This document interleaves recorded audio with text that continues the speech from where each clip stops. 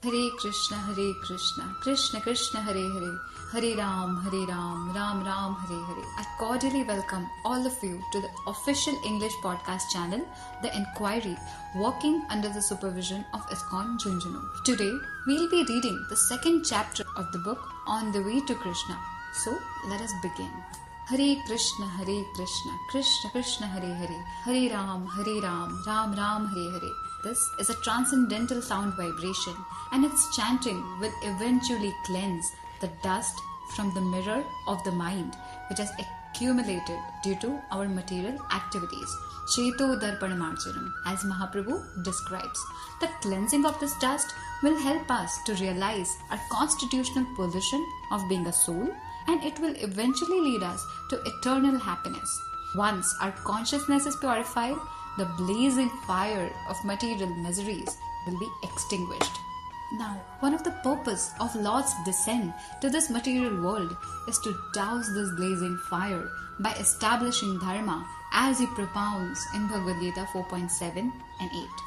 Yada yada hi dharmasya glanir bharata abhyuthanam dharmasya tadadmanam srijamyaham paritranaya sadhunam vinashaya chadushkritam dharma samsthapanarthaya sambhavami yuge yuge. Whenever there is a decline in religious practice, O descendant of Bharat, and a predominant rise of irreligion, at that time I descend myself to deliver the pious and to annihilate the miscreants, as well as to re-establish the principles of religion and myself of pure millennium after millennium.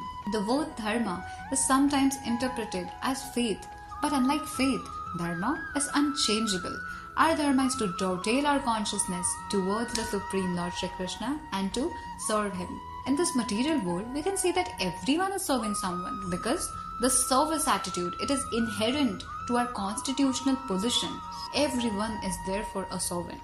And to think of oneself as the master is maya, that is illusion. In material consciousness, this tendency of serving is being misused. Therefore, when we get situated in pure consciousness, we can see our identity of being eternal servants of the Lord clearly. However, in this material world, being a servant is not at all enjoyable. So one may think that same will be the case in transcendental loving service also. But that is not so. Because in material world, whatever we see, whatever we experience is just a perverted reflection of the things in the spiritual world. In spiritual world, there is no difference between the servant and the master. Lord is always eager to serve His devotees, as we can see in Bhagavad Gita, that is happily accepting the role of a chariot driver for Arjuna. Lord is so merciful that He Himself incarnates or sends His confidential servitors to reinstate our forgotten dharma, which is deteriorated due to the contamination of matter. His confidential servitors are His representatives. Jesus Christ and Muhammad, they always identified themselves as the Son of God and Servant of God. The Lord and His servitors, they inform the fallen souls about their real position. Therefore, dharma is inseparable from the living entities, just like we cannot separate sweetness from the sugar, saltiness from the salt, and solidity from rock. Our dharma is to serve the Lord. In Bhagavad Gita, Lord Krishna teaches the science of rightly dovetailing this tendency to serve and to attain Krishna consciousness. Now the word sadhu in this verse, Bhagavad Gita 4.8, it refers to a holy man or a saintly person who should have 26 basic qualifications. In Bhagavad Gita 9.30, Lord Krishna says that api chetasu duracharo bhajate mam ananyabhag sadhureva samantavya samyak vyavasito hisaha. Even if one commits the most abominable action, but if he is engaged in devotional service, then he is to be considered saintly because he is properly situated in his determination. So here the Lord points out that even though a person, he may have immoral habits due to his past association, but if he is fully engaged in Krishna consciousness, then his habits are not considered to be that important. Gradually he'll be purified as he progresses in his Krishna consciousness, and eventually he'll become perfect. So there's a story of a thief to illustrate the nature of bad habits. Once a thief, he was traveling with pilgrims to a holy town, and they all stopped to take rest at night. Because of his bad habit, the thief thought of stealing the baggage of the pilgrims. Hesitantly, he started picking up the bags, but instead of stealing, he placed them at some other places. In the morning, the pilgrims found their bags from various places. The thief then apologized to them and told them that even though he had planned to steal their baggages, but he couldn't do so as he found it to be inappropriate. So the conclusion is that one may unwillingly end up doing things that he doesn't want to do because he is habituated. In the next verse, that is Bhagavad Gita 9.31, the Lord assures such struggling devotees. He says, Shipram bhavati dharmatma shashva shanti nigacchati Konteya pratijanihi name bhakta pranashyati. He quickly becomes righteous and attains lasting peace. O son of Kunti, declare it boldly that my devotee never perishes. So by taking up Krishna consciousness, one will gradually become saintly. The effect of bad habits can be compared with the electric fan when it is switched off. So when we switch off a fan, it may go on for a while due to the momentum, but soon it will stop. Similarly, when we take shelter of the lotus feet of the Lord, our karmic activities will gradually diminish, though they may continue for some time. A devotee, therefore, automatically attains all the good qualities without any separate endeavor to attain them. But as per Srimad Bhagavatam, without Krishna consciousness, all the good qualities, they are useless because they cannot stop the person from committing something wrong. In Bhagavad Gita 4.9, Shri Krishna says, Janma karma chame divyam evam yoveti tattvata tektva deham punarjanma naiti mameti. So Arjuna, one who knows the transcendental nature of my appearance and activities, does not, upon leaving the body, take his birth again in this material world, but attains my transcendental abode, O Arjuna. Bhagavad Gita is a scripture and it should be accepted as it is in its entirety to gain complete benefit. So from Bhagavad Gita only we can understand that Krishna incarnates with some mission and he performs some activities, like we can see he sides with the Pandavas on the battle of Kurukshetra and he becomes a chariot driver of Arjuna. Now externally Krishna appears to be partial, but in reality it is not so. So this shouldn't be seen and understood with material consciousness. Krishna's birth and activities, they are transcendental as he proclaims here. They are not ordinary and mundane like ours. One who knows the transcendental nature of his birth and activities in truth, that is tattvataha, he will surely go back home, back to Godhead, and he'll enjoy a life full of bliss, knowledge and eternity. In Bhagavad Gita 2.22, Lord says, Vasansi jirnani yatha vihaya navani grihnati naroparani tatha sharirani vihaya jirnani anyani samyati navani dehi. As a person puts on new garments, giving up the old ones, the soul similarly accepts new material bodies, giving up the old and the useless ones. So this external body, it is like a dress. When it becomes useless, the soul accepts another body that is awarded to him as per his desire and the past activities. Therefore, the material body is not our actual body, but the spiritual body is the actual one. As described in Bhagavad Gita 2.13, Dehinosmin yatha dehe kaumaram yovanam jara tatha dehantara praptir dhiras tatra na muhyati.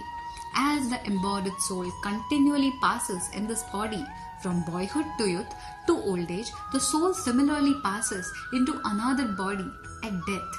A sober person is not bewildered by such a change. So the body, it passes through various stages like birth, then it grows to become a child, young boy, a grown man, an old man, and finally death. Therefore the body is always changing and the ultimate change of body is called death. But despite these bodily changes, we can see that the soul always remains constant. It is not changing. The constant changing of the body is also supported by medical science and we are not at all bothered by such changes.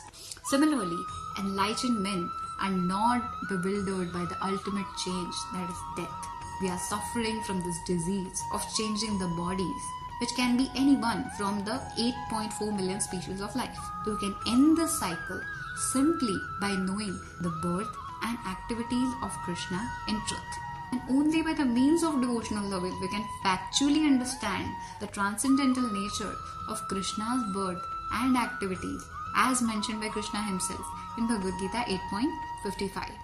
Bhaktya mam abhijanati yavan yaschasmi tattvataha tato mam tattvato jnatva vishate tadantaram. One can understand me as I am, as the Supreme Personality of Godhead, only by devotional service.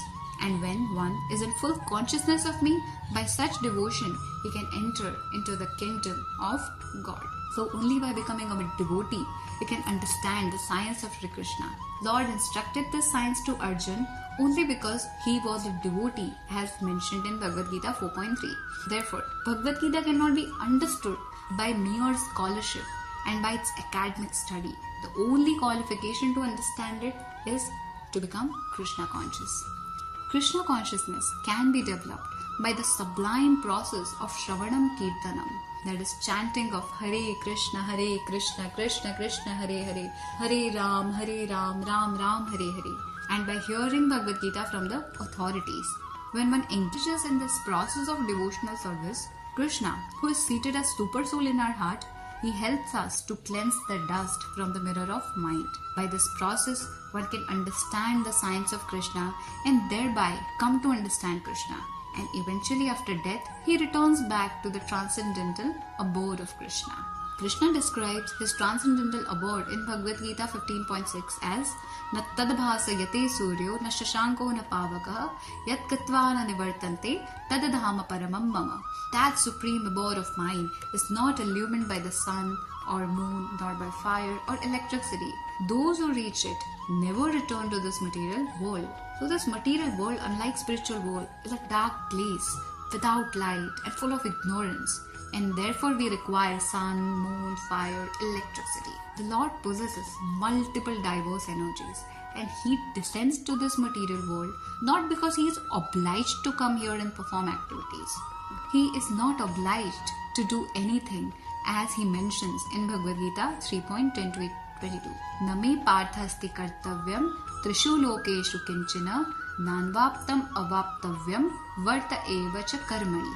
O son of Pratha, there is no work prescribed for me within all the three planetary systems, nor am I in want of anything, nor have I need to obtain anything, and yet I am engaged in the prescribed duties. Krishna, he is asama urdhva, that is, no one is equal to him or greater than him. He does not have to endeavor to gain knowledge, as he is always full of knowledge.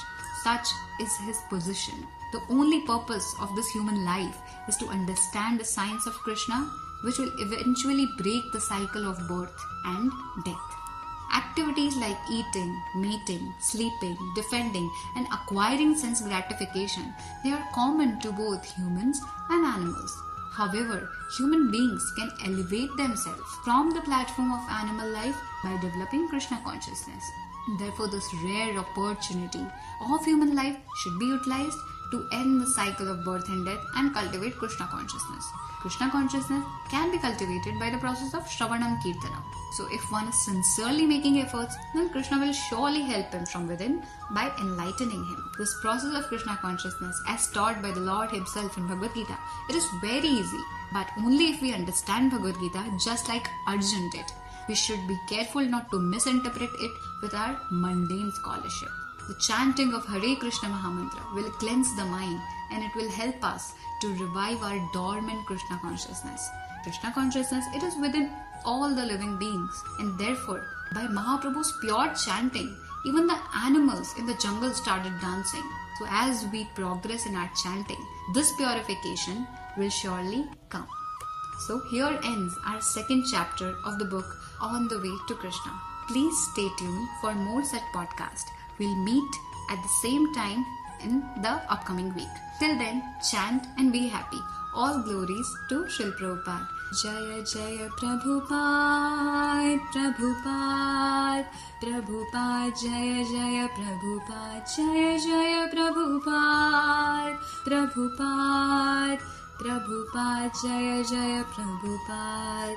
Hare Krishna.